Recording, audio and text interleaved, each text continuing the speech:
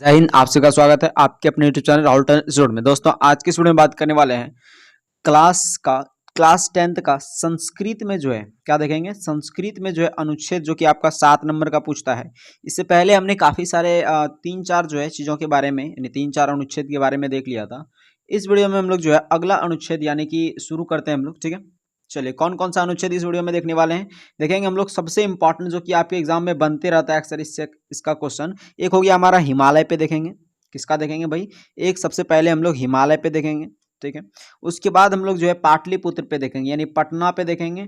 और फिर जो है परोपकार पे देखेंगे। किस पे देखेंगे? परोपकार पे देखेंगे। ये 3 चीज पे जो है हम लोग क्या देखने वाले हैं, तो इस वीडियो में जो है हम लोग अनुच्छेद देखने वाले हैं जो कि आपके एग्जाम में अगर देखें तो 7 नंबर का ये पूछा जाता है। कितना नंबर का रहता है? ये 7 नंबर का रहता है आपके एग्जाम में। ठीक है, तो चलिए बिना देरी के इस वीडियो को स्टार्ट करते हैं। और हाँ, आपको छोटा छोटा बहुत ही छोटा छोटा इस तरह का अनुवाद दिए हम इस वीडियो में। शायद ही आपको ऐसा अनुवाद कहीं किताब में मिले या फिर कहीं वीडियो में। देखिए बहुत ही सटीक सटीक है, आप इजिली तरीके से ऐसे याद रख सकते हैं। ठीक है, सबसे पहला है क्या है? पहला कि हिमालय एक श्रेष्ठ पर्वत है। हिमालय क्या है? एक हमारा हिमालय एक श्रेष्ठ पर्वत है। और ये तो बात सही है भाई।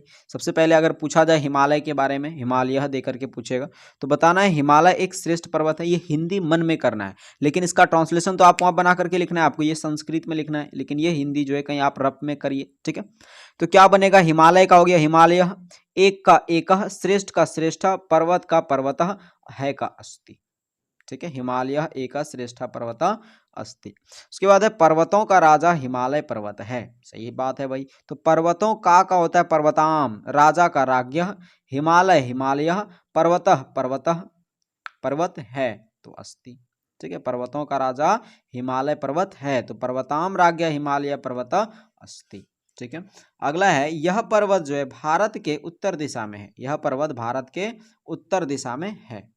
यह का हो गया संस्कृत इयम, पर्वत का पर्वतः, भारत के तो भारतस्य, उत्तर दिशा में तो उत्तर दिशा में है तो दिशे, है का अस्ति। ठीक है, यह पर्वत भारत के उत्तर दिशा में स्थित है। अगला देखते हैं हम लोग। अगला क्या है हम लोग के पास दे रखा है कि यह जो है हमारा क्या है? बहुत ही ऊंचा पर्वत है। ये जो हिमालय पर्वत है बहुत ही ऊंचा है। तो क्या बोलेंगे इसको? बोलेंगे यह का हो गया इयम, बहुत ही तो बहवह, बहुत का होता है बहवह, ही का एव, ऊंचा का उच्चा, उच्चा।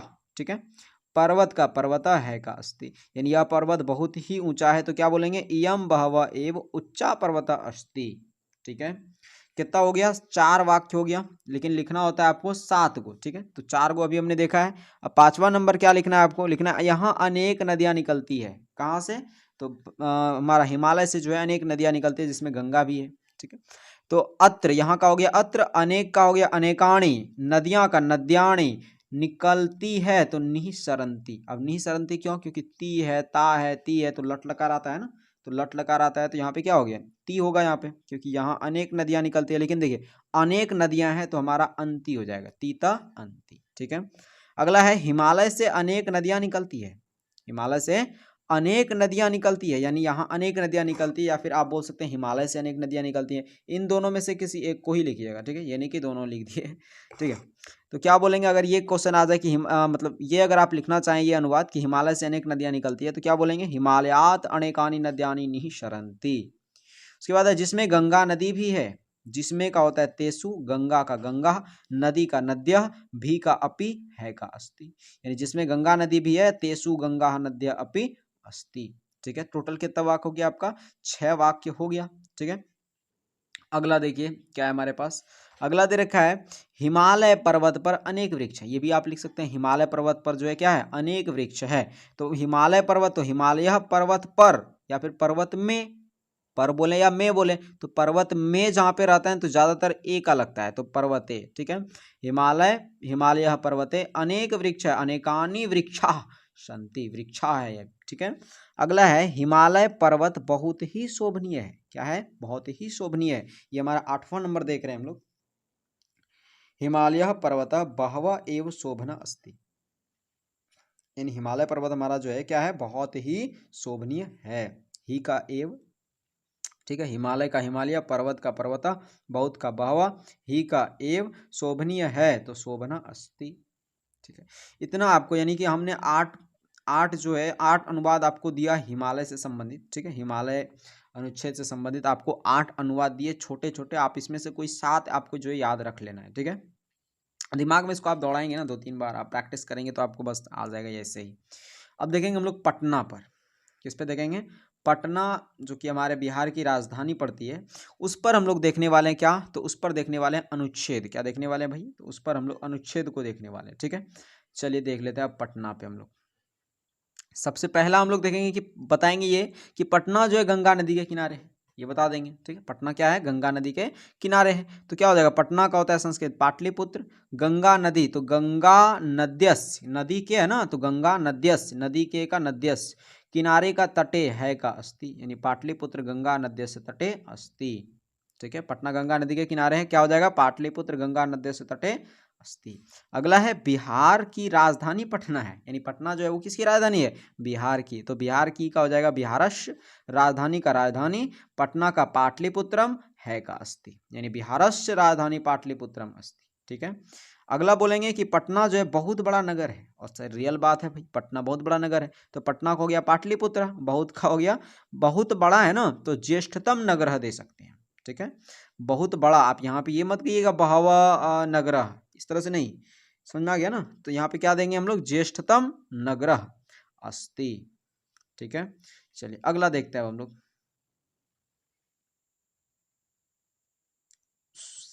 देखिए यहाँ पे क्या रहते हैं, तो मुख्यमंत्री रहते हैं, ये भी बोल सकते हैं कि यहाँ पे मुख्यमंत्री रहते हैं, तो क्या बोलेंगे, अत्र मुख्यमंत्री वसति।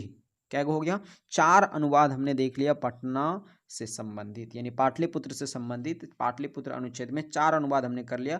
क्या हो गया, पहला हमारा हो गया कि पटना जो है गंगा नदी के किनारे है, यानी पाटलिपुत्र गंगा नद्य से तटे अस्ति। बिहार की राजधानी पटना है, यानी बिहारस्य राजधानी पाटलिपुत्रम अस्ति। तीसरा हमने देखा पटना बहुत बड़ा नगर है, तो पाटलिपुत्र ज्येष्ठतम नगर अस्ति, यहाँ मुख्यमंत्री रहते हैं, अत्र मुख्यमंत्री वसति, ठीक है। अगला देखेंगे हम लोग, अगला देख लेते हैं, अभी 4 वो किए हैं, ठीक है। इसके बाद है इसके किनारे अनेक गांव है, यानी पटना के किनारे, इसके किनारे अनेक गांव है, तो इसके का होता है संस्कृत तस्य, किनारे का, तटे अनेक तो अनेकाणी गांव है, ग्राम संति, यहाँ पे संति क्यों दिया, क्योंकि भाई अनेक चीज के बारे में बात बोल रहा है, लेकिन अगर बोलता है एक गांव है तब बोलते हैं यहाँ पे अस्ति, ठीक है। तो इसके किनारे अनेक गांव है, मतलब तस्य तटे अनेकानी ग्राम संति हो जाएगा। उसके बाद यह नगर जो है मुझे अत्यंत अच्छा लगता है। देखिए यह चीज़ जो है आपको लिखना ही लिखना है, आप किसी भी चीज़ के बारे में पूछ दे, जैसे विद्यालय पे पूछ दिया तो बता देना है आपको कि यह विद्यालय मुझे अत्यंत अच्छा लगता है। जैसे किसी कवि के बारे में पूछ दे तो बोल देना यह कवि मुझे अत्यंत प्रिय लगता है, अत्यंत अच्छा लगता है। गाँव पे पूछ दे तो बोल देना यह गाँव मुझे अत्यंत अच्छा लगता है, ठीक है। ये तो आपका एक लाइन बन जाएगा ऐसे ही करके, ठीक है। और आप 7 लाइन अगर आप शुद्ध शुद्ध लिखते हैं ना तो 7 नंबर मिलता है, इसलिए बहुत ज़रूरी है ये लाइन याद रखना, ठीक है। क्या हो गया, यह नगर मुझे अच्छा लगता है, तो यह का हो गया इदम, नगर का नगरः, मुझे का मह्यम, अच्छा का अच्छा लगना का होता है रोचते, ठीक है। और अत्यंत अच्छा अगर देंगे तो यहाँ पे दे देंगे अतीव रोचते, ठीक है। उसके बाद देखिए अगला है, यहाँ एक विशाल पुल है, यहाँ क्या है, एक विशाल पुल है, जैसे गांधी सेतु कहते हैं ना, तो यहाँ एक विशाल पुल है, कहाँ पे भाई, पटना में। तो यहाँ का हो गया अत्र, एक का एकः, विशाल का विशालः, पुल का पुलम, है का अस्ति, ठीक है। यहाँ एक विशाल पुल है, यानी अत्र एक विशालः पुलः अस्त पुलम अस्ति, ठीक है। तो ये 7 वाक्य हमने देख लिया, पहले 4 और यहाँ पे हमने ये 3 वाक्य देख लिया, ठीक है। 4 और 3 वाक्य हमने देख लिया, 7 वाक्य। 5वां वाक्य क्या था कि इसके किनारे अनेक गांव है, यानी तस्य तटे अनेकानि ग्रामः सन्ति, यह नगर मुझे अत्यंत अच्छा लगता है, तो इदम नगर मह्यम अतीव रोचते, लेकिन यहाँ पे मुझे अच्छा लगता है खाली, तो यहाँ पे आप चाहें तो खाली यही लिख सकते हैं, ठीक है। यहाँ एक विशाल पुल है, तो अत्र एक विशालः पुलम अस्ति, ठीक है।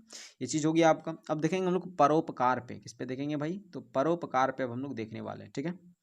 चलिए देखते हैं हम लोग परोपकार पे। तो परोपकार जो है देखिए क्या है, बहुत बार पूछा गया है परोपकार, इसलिए आपको ध्यान देना है इसमें। परोपकार हमारा क्या है, देवता का भाव है। परोपकार क्या है, देवता का भाव है, और देवता का संस्कृत होता है देव। तो परोपकार, परोपकार में देवता का भाव है, ये में जो है काट दीजिए, बस लिखना है आपको परोपकार देवता का भाव है। तो परोपकार देवता का है तो देवस्य हो जाएगा, यहाँ पे क्या हो जाएगा, देवस्य, ठीक है। ये गलत हो गया, यहाँ पे आपको देवस्य देना है, क्या देना है यहाँ पे आपको, देवस्य, ठीक है। ये आपको देना है देवस्य, ये हो गया देवस्य, ठीक है। का भाव है, तो भाव अस्ति, यानी परोपकार देवस्य भाव अस्ति, यानी परोपकार देवता का भाव है। परोपकार का मतलब पहले क्या होता है, तो परोपकार का मतलब होता है दूसरे पर उपकार करना, ठीक है, यानी उपकार करना किसी पर। जैसे देखिए बादल जो है अपना जो शरीर धारण करता है वो दूसरे के उपकार के लिए धारण करता है कि अपने उपकार के लिए, तो दूसरे के उपकार के लिए, बादल परोपकारी है। ठीक है, अगला है परोपकार मानव का एक उत्तम गुण है, ये भी हो जाएगा हमारा। परोपकार तो परोपकार, मानव का तो मानवश्य, एक का एक, उत्तम का उत्तम, गुण का गुण है तो अस्ति। इतना आसान सब है कि ऐसे करके आप बना सकते हैं। क्या हो गया, परोपकार मानवस्य एक उत्तमम गुण अस्ति, यानी परोपकार मानव का एक उत्तम गुण है। अगला है परोपकार मानव जीवन का परम लक्ष्य होते हैं। परोपकार मानव जीवन से परम लक्ष्यम वर्तते, यानी परोपकार जो है वो मानव जीवन का परम लक्ष्य होता है। अगला है मेघा, मेघा यानी बादल, बादल परोपकार के लिए जल बरसाती है, तो लिखेंगे मेघा परोपकार के लिए का होता है परोपकाराय, जल का जलम, वर्षाती है तो बरसंती, क्या हो जाएगा, बरसंती। ठीक है, अगला हो गया हमारे पास क्या है, तो अगला हम ये लिख सकते हैं वृक्ष परोपकार के लिए फलते हैं, वृक्ष परोपकार के लिए फलते हैं, तो वृक्ष परोपकार के लिए फलते हैं। अब एक ही वृक्ष तो है नहीं, तो वृक्षा वृक्षा वृक्षो, क्या है, वृक्षा, यानी बहुत सारा वृक्ष फलता है, तो वृक्षा परोपकार के लिए का क्या होता है, परोपकाराय, फलते हैं तो फलंती। ठीक है, तो वृक्षा परोपकाराय फलंती, यानी वृक्ष जो है वो परोपकार के लिए फलते हैं। ठीक है, ये हमने कितना वाक्य देख लिया, तो ये हमने टोटल एक अगर देखें इधर तो वहाँ एक वाक्य था इधर, ठीक है, एक वाक्य यहाँ है, और 2 3 4 5 5 वाक्य अभी हमने देखा, एक और अब 2 वाक्य और आपको याद रखना है। कौन कौन सा 2 वाक्य हो जाएगा हमारा, तो 2 वाक्य ऐसे करके आप बना सकते हैं। एक हो जाएगा हमारा ये हो गया, जैसे वृक्ष जो है परोपकार के लिए फलते हैं, तो आपको ये भी यहाँ पे दे सकते हैं कि वृक्ष परोपकार के लिए फलते हैं। आप दे सकते हैं कि मनुष्य का जो है, मनुष्य परोपकार के लिए मनुष्य परोपकार के लिए जीवन जीता है, या फिर मनुष्य परोपकार, मनुष्य जो है परोपकारी होना चाहिए। ठीक है, मनुष्य परोपकारी होनी चाहिए, या फिर ऐसे दे सकते हैं कि मनुष्य जो है क्या है, उत्तम मनुष्य का या फिर आदर्श मनुष्य का गुण परोपकार होता है। तो आदर्श मनुष्य का गुण तो आदर्श मनुष्यस्य, मनुष्यस्य गुण परोपकार अस्ति। ठीक है, आदर्श मनुष्य का गुण परोपकार होता है। अगला है यानी 6-7 तो हमने आपको बता दिया। ठीक है, कोशिश करना ये हो गया आपका। अब देखेंगे हम लोग मेरे प्रिय कवि, या फिर आपको कालिदास पे भी पूछा जाए तो कोई फर्क नहीं पड़ता है भाई, आपको याद रखना है।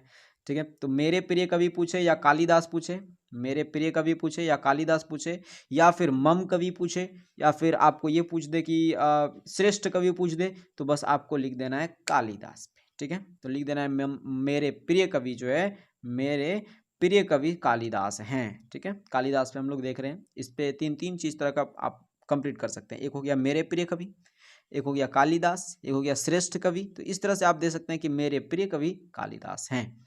तो मेरे का मम प्रिय, मेरे प्रिय का मम प्रिय, कवि का कवि कालिदास अस्ति, यानी मम प्रिय कवि कालिदास अस्ति। अगला लिख सकते हैं हम कालिदास भारत के श्रेष्ठ कवि हैं, तो कालिदास भारत के तो भारतस्य, श्रेष्ठ का श्रेष्ठ कवि हैं तो कवि अस्ति। अगला देखिए, कालिदास प्राचीन काल के राष्ट्र कवि हैं। क्या है, प्राचीन काल के वो राष्ट्र कवि हैं। तो कालिदास प्राचीन काल के को तो प्राचीन कालिका हो जाएगा। ठीक है, प्राचीन काल के का होता है प्राचीन कालिका, राष्ट्र कवि हैं तो राष्ट्र कवि अस्ति। ठीक है, अगला देखिए इसकी कुछ रचनाएं देख लेते हैं। रघुवंशम, मेघदूतम, चौ अभिज्ञान शकुंतलम कालिदास की प्रसिद्ध रचना है। मतलब क्या हो गया कि रघुवंशम, मेघदूतम, अभिज्ञान, चौ मतलब होता है और, अभिज्ञान और शाकुंतलम कालिदासस्य, कालिदासस्य देखिए कालिदास की है ना, तो कालिदासस्य प्रसिद्ध रचना है, तो प्रसिद्ध रचना संति, संति का मतलब होता है 1 से 2 से अधिक। ठीक है, तो क्या बोलेंगे आप, रघुवंशम, मेघदूतम, अभिज्ञान, चौ यानी और, शकुंतलम, शकुंतलम कालिदासस्य, शकुंतलम कालिदासस्य प्रसिद्ध रचना संति। ठीक है, संति देना है आपको। अगला देखिए और क्या दे रखा है, और हम लिख सकते हैं यहाँ पे कि कालिदास जो है महाराज विक्रमादित्य के सभा कवि थे। कालिदास तो कालिदास महाराज विक्रमादित्य के, तो लिखेंगे महाराज विक्रमादित्यस्य। ठीक है, के है ना, सभापति थे तो सभा, सॉरी सभा कवि थे तो सभा कवि आशित, थे है ना, तो आशित। उसके बाद लिखेंगे उसके दो महाकाव्य हैं, किसके भाई, तो कालिदास जी के। कौन कौन सा, तो लिखेंगे उसके दो महाकाव्य हैं, तो उसके का होता है संस्कृत तेसु, दो का द्वे, महाकाव्य हैं तो महाकाव्य चौशंती, उसके दो महाकाव्य हैं। टोटल कितना हो गया हमारा वाक्य, एक हो गया, दो हो गया है ना, दो यहाँ पे हो गया, तीन हो गया हमारा, उसके बाद और हो गया यहाँ पे चार हो गया हमारा, ठीक है, पाँच छः सात हो गया, और भी हो गया हमारा। तो टोटल जो है हमने देख लिया यहाँ पे। यहाँ से शुरू करें तो हाँ, यहाँ 22 नंबर से अगर देखें, 22 23 24, तो देखें तो कितना हो गया हमारा, एक दो तीन हो गया, चार हो गया, पाँच हो गया, छः हो गया, ठीक है, और यहाँ पे सात हमने देख लिया था। छः गो अभी वाक्य हमने आपको बताया। अभी सातवां वाक्य जो है हम लिख सकते हैं यहाँ पे कि कालिदास मुझे अत्यंत पसंद है, ऐसे लिख सकते हैं कि कालिदास मुझे अत्यंत पसंद है, अत्यंत पसंद है, या फिर अत्यंत अच्छा लगता है। कालिदास, कालिदास मुझे अत्यंत अच्छा लगता है, कालिदास कवि मुझे अत्यंत अच्छा लगता है। तो ये आपको सातवां नंबर में लिख लेना है। क्या लिखेंगे, तो लिखिए आप संस्कृत, आप कॉपी लेके बैठे होंगे। कालिदास मुझे अत्यंत अच्छा लगता है, तो कालिदासः मह्यम अतीव, कालिदासः मह्यम कवि अतीव रोचते, ठीक है, कालिदासः कवि मह्यम अतीव रोचते, यानी कालिदास कवि मुझे अत्यंत अच्छा लगता है। ठीक है, तो ये हमने देख लिया तीन, यानी परोपकार पे देख लिया, पाटलिपुत्र पे देख लिया, कालिदास पे देख लिया, और हो गया हमारा हिमालय पर्वत पे देख लिया। तो चार वो हमने देख लिया इस वीडियो में, ठीक है। तो अगले वीडियो में आएंगे तो हम लोग अगले वीडियो में देखेंगे किसी और टॉपिक पे बात करेंगे, यानी कि अगर देखें तो अगला चीज़ देखेंगे हम लोग, ठीक है। तो यहाँ से आप इसका एक स्क्रीनशॉट ले सकते हैं, रोटेट कर दिए हैं, ठीक है। तो मिलते हैं वीडियो में, तब तक के लिए जय हिंद, जय भारत।